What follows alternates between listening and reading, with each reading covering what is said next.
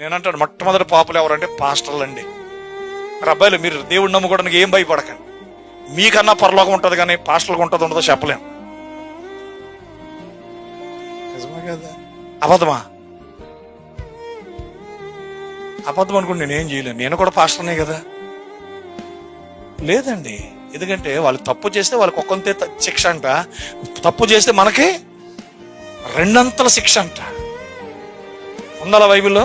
మీలో అనేకలు బోధకులు కాకుండా ఉండడం చెప్పాడా? చెప్పాడు. ఎందుకు చెప్పాడు? బోధించేవాడు కరెక్ట్గా ఉండడు. సమస్య ఏంటంటే విశ్వాసం ఉన్నప్పుడు బాగుంటాడండి. విశ్వాసం ఉన్నప్పుడు ఏమి స్వార్థం ఉండదు, అసూయ ఉండదు, ద్వేషం ఉండదు, కక్ష ఉండదండి.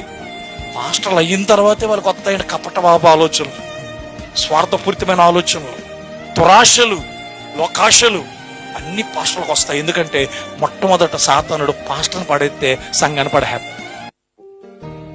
వ్యభిచారంలో పడేసేయటము, తాగుళ్ళలో పడేసేయటము, గర్వంలో పడేసేయటము, విన్నారండి, అసూయలో పడేసేది ముందు ఇన్ని పాస్టర్ని ముందు డబ్బిచ్చి పడేస్తుంది సైతం.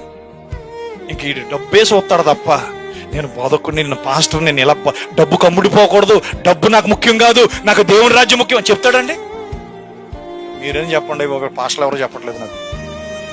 చెప్పండి, డబ్బు నాకు వద్దు అంటారా? బిలాం అన్నాడా అండి? దేవుడు మాట్లాడుతున్నాడు కదా బిలాం తోటి. గాడిద చేత కూడా మాట్లాడిచ్చాడు ఆయన. డబ్బు కమ్ముడైపోయిన వాళ్ళు, డబ్బు కక్కుర్తి పడే వాళ్ళు గాడిది కాదు కదా, కుక్క చేత మాట్లాడిచి నేను ఇంకా డబ్బు అలాంటిది. నేను అందుకే నేను చెప్పి మాది సంస్థ కాదండి, ఎవడు రూపాయి జీతం ఇవ్వడండి. మీరు ఏమన్నా సంఘంలో కానుకలు ఇస్తే పాస్టర్ పోషించబడాలి, అదే కూలి పని చేసుకోవాలి.